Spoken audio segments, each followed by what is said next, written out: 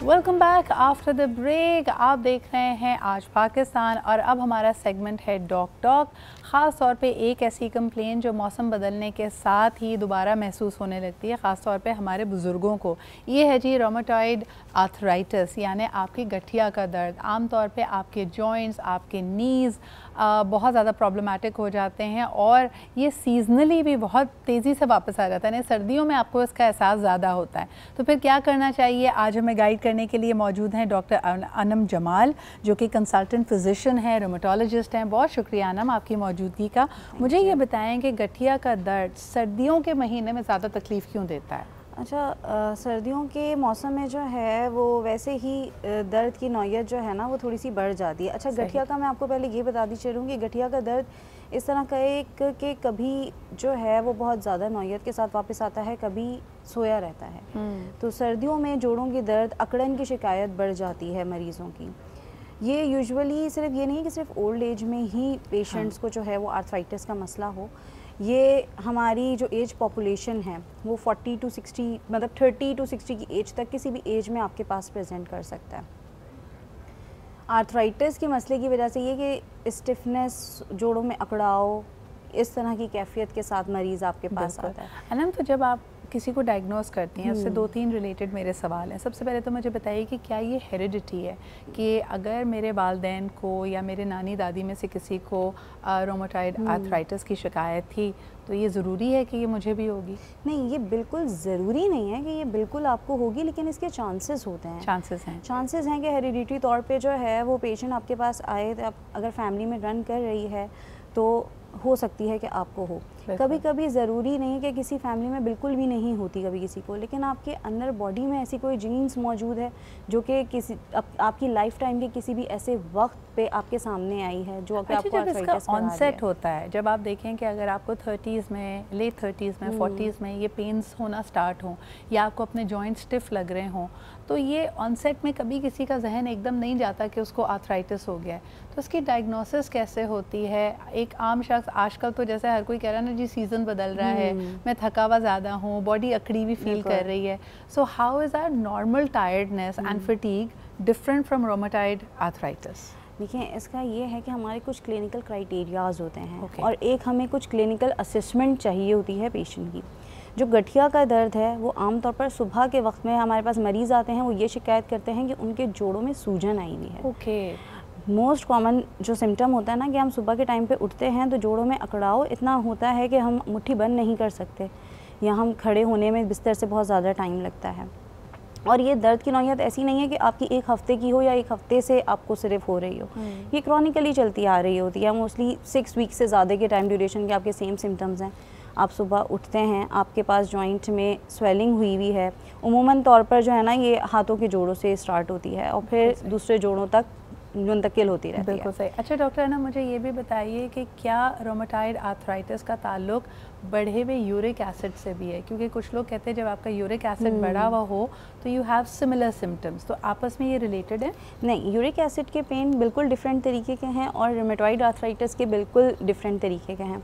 Uric acid में आपके जोड़ों जो जोड़ मुतासिर होते हैं ना, वो बड़े बड़े जोड़ों के एक एक जोड़ का हिस्सा उस तरह से मुतासिर होते हैं। Pain like your big toe, like your big toe, your elbow. But the thing is that कि बहुत सारे पेशेंट ऐसे आते हैं क्योंकि इतनी अवेयरनेस नहीं है लोगों को। लोग जो हैं वो हकीमों के पास जाते हैं या नॉर्मल जनरल प्रैक्टिशनर्स के पास जाते हैं अपने इन दर्दों की वजह से, लेकिन जिस तरह से रोमेटॉइड आर्थराइटिस की तशख़ीस होना और फिर आप प्रॉपर उस रोमेटोलॉजिस्ट के पास जाके ट्रीट हों, ये एक चीज़ है। क्योंकि सही। अच्छा, अब आ जाते हैं इसके ट्रीटमेंट की तरफ। मुझे ये बताइए कि अगर किसी को रोमेटॉइड आर्थराइटिस डायग्नोस हो गया है, कई लोग ये समझते हैं ये ऐसा मर्ज़ है जिसका कोई इलाज नहीं है, इसको सिर्फ ये कंडीशन होगी जिसको मैनेज करना है, जिसको मज़ीद डिटीरिएशन से बचाना है। इसके लिए डॉक्टर्स या तो पेन किलर्स देते हैं या सप्लीमेंट्स देते हैं। क्या ये तासुर दुरुस्त है डॉक्टर अनम? नहीं, मसला ये है कि रोमेटॉइड आर्थराइटिस एक ऐसी बीमारी है जो आपकी पूरी ज़िंदगी की बीमारी है। ये कभी ख़त्म नहीं हो सकती, लेकिन हाँ, इसको दवाइयों के ज़रिए मैनेज किया जा सकता है, कंट्रोल किया जा सकता है।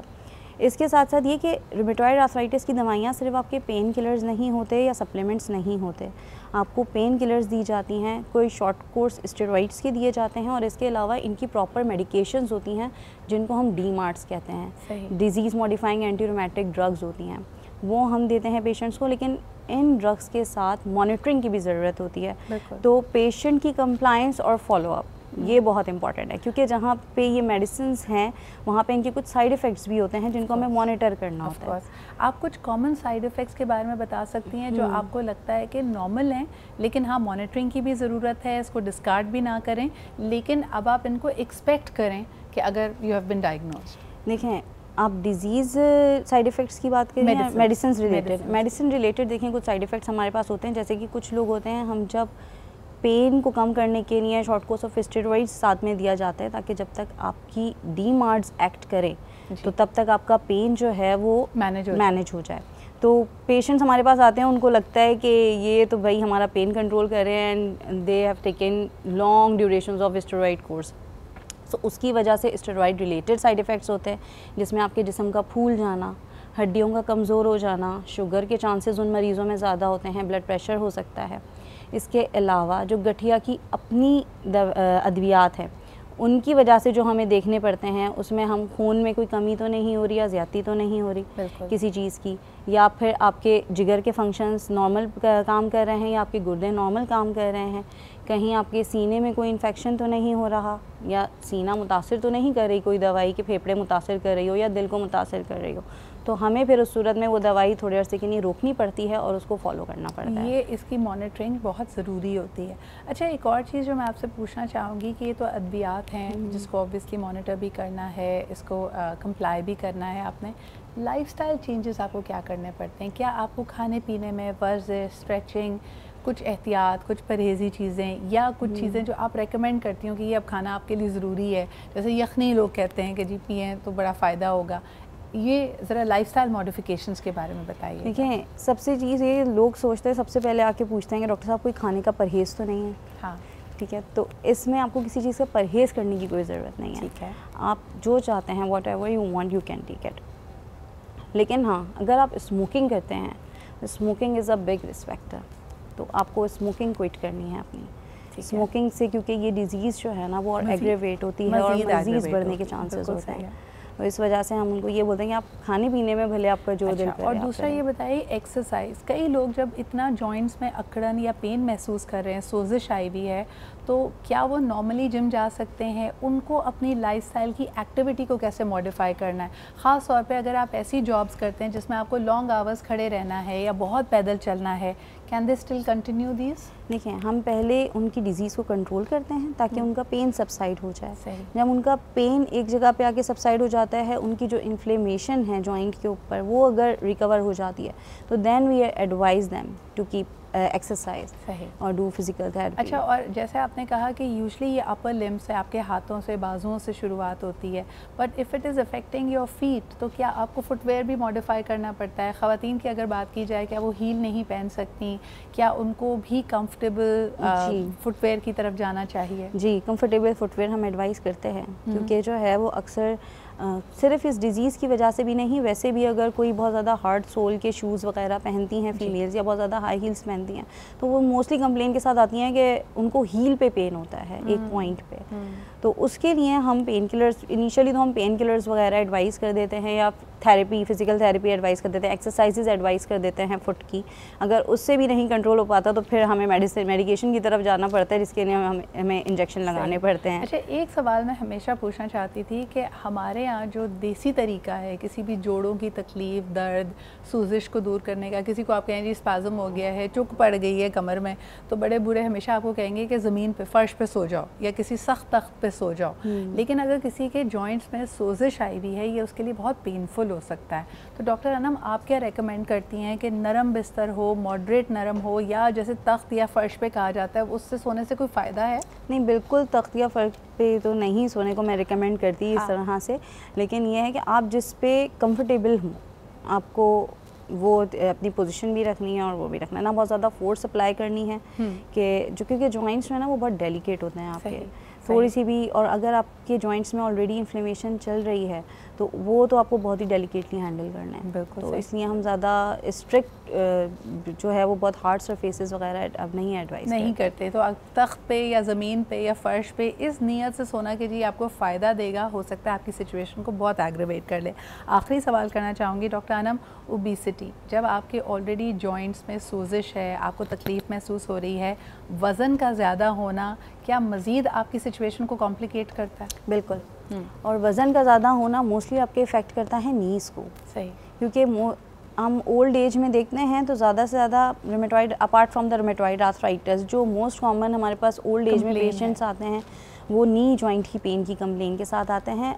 उनको रूमेटॉइड नहीं होता, उनको वैसे ही हम ऑस्टियोआर्थराइटिस लेबल करते हैं अगर उनको नहीं होता तो उनके लिए हम ये कहते हैं कि आप लाइफ स्टाइल मॉडिफाई करें, आप जो है वो अपना वेट रिड्यूस करने की कोशिश करें, तो लॉन्ग स्टैंडिंग वगैरह से थोड़ा वो करें, स्टेयर्स ज़्यादा ना चढ़ें, वॉशरूम यूज़ कर रहे हैं तो आप कमोड यूज़ करें, नमाज़ पढ़ रहे हैं तो आप बैठ के नमाज़ पढ़ें। तो जितना आप इस तरह कर सकते हैं उतना आप इफ़ेक्ट कर सकते हैं। और थोड़ी सी एक्सरसाइजेज होती हैं जो हमें नी जॉइंट पेन के लिए बतानी होती हैं। लेकिन डॉक्टर साहब ये दो धारी तलवार है ना, एक तरफ हम वज़न कम करने को कह रहे हैं, लेकिन क्योंकि आपने जॉइंट्स पे ज़्यादा बोझ नहीं डालना तो आपको कई चीज़ों में लाइफस्टाइल को मॉडिफाई करना पड़ेगा। तो उसके बाद यानी अगर आप एक्टिविटी को कम कर रहे हैं या अपने लिए मॉडिफाइड एक्शंस कर रहे हैं, तब फिर वाहिद तरीका वज़न कम करने का मुंह पे ताला लगाना है। यानी आपको पोर्शन कंट्रोल करना पड़ेगा।